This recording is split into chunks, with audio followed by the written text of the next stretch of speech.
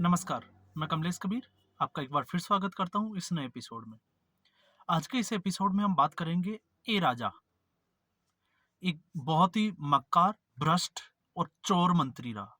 UPA 2 में आपको पता होगा 2G स्पेक्ट्रम, एक बहुत बड़ा घोटाला हुआ था, उसके सूत्रधार थे ए राजा।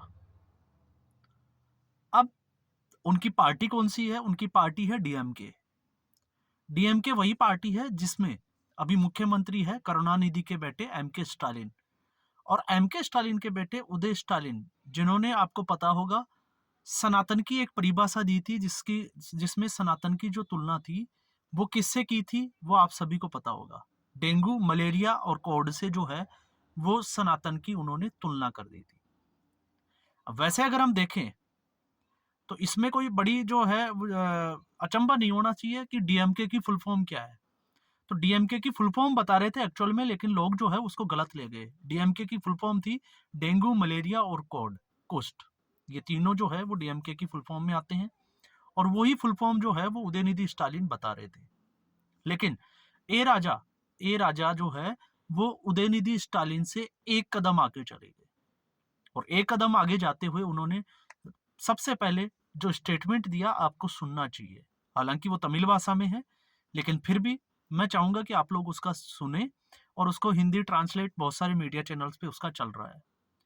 वो कहते हैं कि भारत माता जैसी कोई चीज नहीं है और वो भारत को एक राष्ट्र ही नहीं मानते। अब हम विश्लेषण करेंगे इस वीडियो में थोड़ा आगे कि वो भारत को राष्ट्र क्यों नहीं मानते हैं, लेकिन साथ में उन्होंने जो है वो रामायण रामायण और राम को मानने से तो इनकार कर दिया, लेकिन जो जय श्री राम का जो उद्घोष लगाया जाता है उसको उन्होंने जो है वो छी और इडियट ये कह के जो है उन्होंने पुकारा। और ये लगातार जो है वो सनातन को अपमान करने की एक, जिसको कहें कि फहरिस्त, एक लिस्ट सी आ गई है, एक बाढ़ सी आ गई है। जैसे जैसे चुनाव नजदीक आ रहे हैं ऐसे जो है वो बहुत सारे नेता और मंत्री लोग, या इसको हम कहें कि विपक्षी पार्टियों के कुछ नेता जो है वो बार बार ऐसा बोलते हुए दिखाई दे सकते हैं। ऐसा इसलिए क्योंकि हो सकता है ये विपक्ष की एक स्ट्रेटेजी हो। अब हम इसको ये समझ सकते हैं कि विपक्ष की इस प्लानिंग या ये स्ट्रेटेजी जो है वो चुनाव में कैसे काम करेगी। तो आपको पता होना चाहिए कि कांग्रेस और विपक्षी जो गठबंधन है, इंडी गठबंधन, तो डीएमके और कांग्रेस जो है दोनों सहयोगी दल है।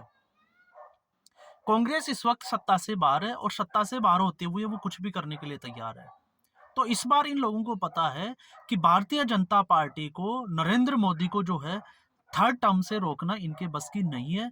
ये चाहे कितने भी कोशिश करे, भारतीय जनता पार्टी जो है इस बार पूर्ण बहुमत के साथ सत्ता में आएगी। ये सभी पार्टियों को पता है। तो फिर ये स्ट्रेटेजी कैसे हो सकती है? ये स्ट्रेटेजी ऐसे हो सकती है कि नॉर्थ इंडिया में भारतीय जनता पार्टी जो है वो बहुत मजबूत है और इसका मजबूत आधार जब और मजबूत हो जाता है जब राम मंदिर की प्राण प्रतिष्ठा जो है वो इस साल के शुरू में ही हो चुकी है। ऐसा इसलिए क्योंकि भारतीय जनता पार्टी के मैनिफेस्टो का एक पार्ट था कि मंदिर हम वहीं बनाएंगे और मंदिर वहीं बना है। तो ऐसी स्थिति में ये एक विचारधारा की लड़ाई है कि कैसे भारत को जो है वो दो भागों में बांटा जाए, उत्तर भारत और दक्षिण भारत। तो दक्षिण भारत के लोगों को जो है उत्तर भारत से तोड़ने के लिए, या इसको हम कहें कि ये गाली जो दी जा रही है वह उत्तर भारत में, क्योंकि सनातन धर्म को मानने वाले, भगवान श्री राम को मानने वाले और भारतीय जनता पार्टी का कोर वोटर जो है उत्तर भारत में है।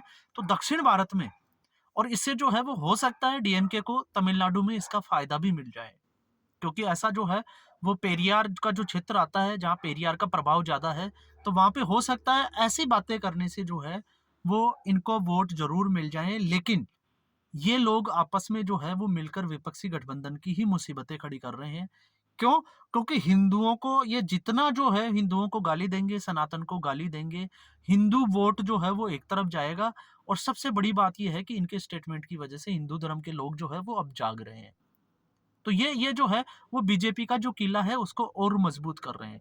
लेकिन सबसे बड़ी बात यह है कि कांग्रेस जैसी पार्टियां, हालांकि उनके प्रवक्ता सुप्रिया सुन्नेत की बात करें, दूसरी पार्टियों के चाहे तेजस्वी यादव की बात करें, उनके स्टेटमेंट जरूर आए और वो इस बात को जो है वो बिल्कुल भी जिसको कहें कि ए राजा का जो स्टेटमेंट है उससे वो इत्तेफाक नहीं रखते। उनको जो है वो लगातार कोस भी रहे हैं, लेकिन कोसने तक ही बात रह जाएगी। ये बात जो है उससे आगे तक जानी चाहिए। सोच के देखो, अगर यही बात जो है वो किसी दूसरे धर्म के लिए कही जाती तो फिर इस देश में क्या हो जाता। और इसमें जो है बराबर का दोषी जो है वो सुप्रीम कोर्ट भी उतना ही दोषी है जितना कि ये पार्टियां हैं। क्यों? क्योंकि सुप्रीम कोर्ट, इसने अभी आपने देखा होगा नुपुर शर्मा, एक जिसको कहें कि एक डिबेट में उन्होंने जो है वो कुछ स्टेटमेंट दिया, और स्टेटमेंट देने के बाद में वो खबर जो है वो आग की तरह फैल गई, उनके खिलाफ जो है वो फतवा जारी हो गया।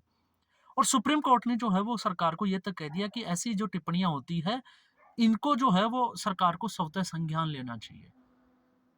लेकिन उदयनिधि के मामले, स्टालिन के मामले में, जब डीएमके की जो सरकार है, तमिलनाडु की जो सरकार है, उसने स्वतः कोई संज्ञान नहीं लिया, मामला कोर्ट में गया, तो उसके बाद में भी कोर्ट ने जो है उसको अभी तक कोई सजा नहीं दी, सिर्फ और सिर्फ उसको कड़ी फटकार दी गई।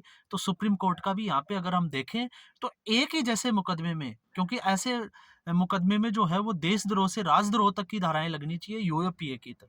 क्यों?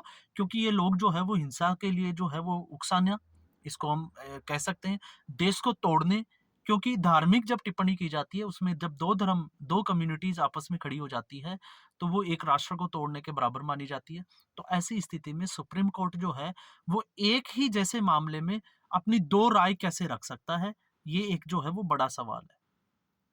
उनको डिफेंड कर रहे हैं अभिषेक मनु सिंघवी, उदयनिधि स्टालिन को, और उनको जो है वो सुप्रीम कोर्ट के हालाँकि कड़ी फटकार ज़रूर लगाई गई है, लेकिन उनको जो है वो कड़ी फटकार, क्योंकि यही नतीजा है कि आज जो है ए राजा अब उसमें सामने आ गए उसी कड़ी में।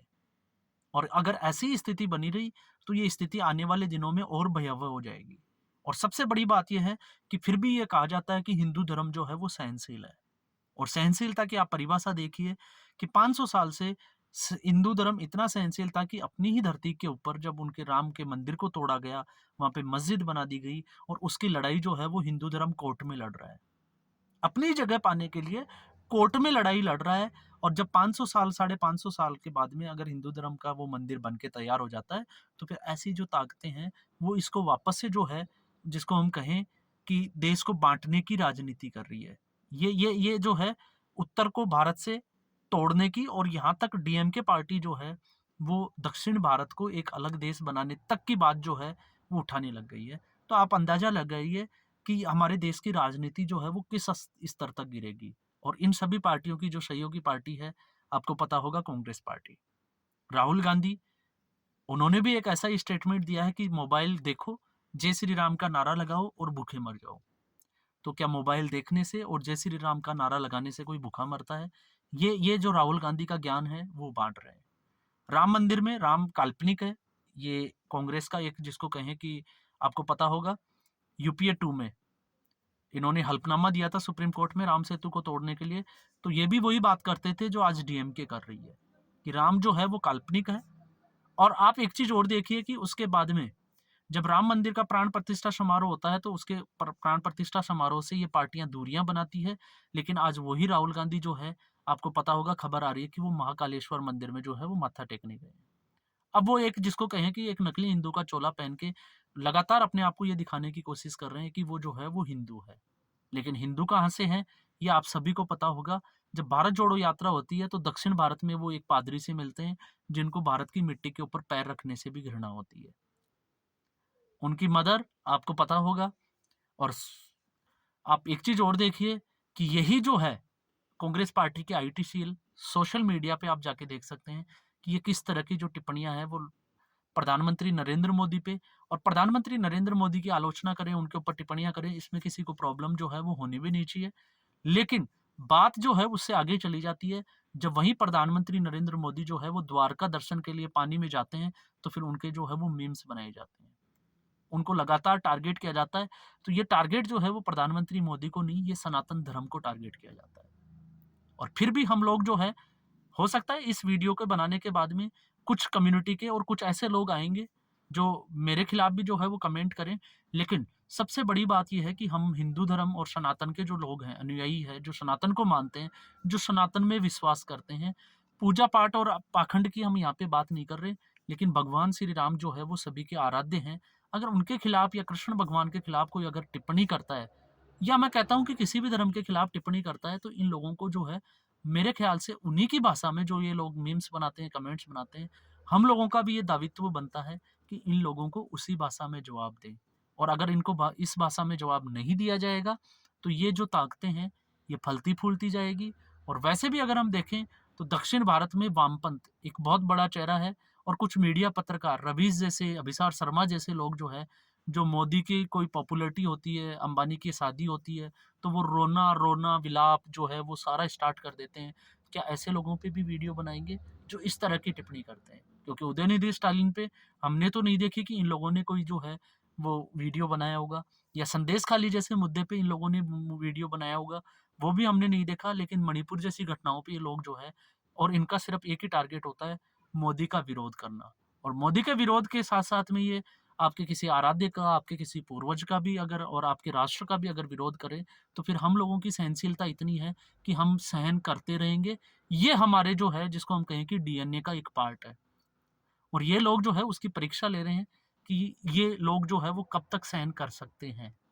तो आज के एपिसोड में इतना ही। उम्मीद करूँगा ये एपिसोड आपको पसंद आया होगा, और अगर आपको लगे कि एपिसोड वाक़ई में जो है वो कम से कम सनातनियों को तो जो है वो जागना ही चाहिए, राष्ट्रवादी सोच वालों को, तो इस वीडियो को ज़्यादा से ज़्यादा शेयर करें। और अगर आपको लगता है कि नहीं, तो इस वीडियो को ना आप चैनल को सब्सक्राइब करें, ना इस वीडियो को लाइक करें, और ना इस वीडियो को शेयर करें। ये मेरी आप सभी से जो है वो एक गुज़ारिश रहेगी। नमस्कार, धन्यवाद।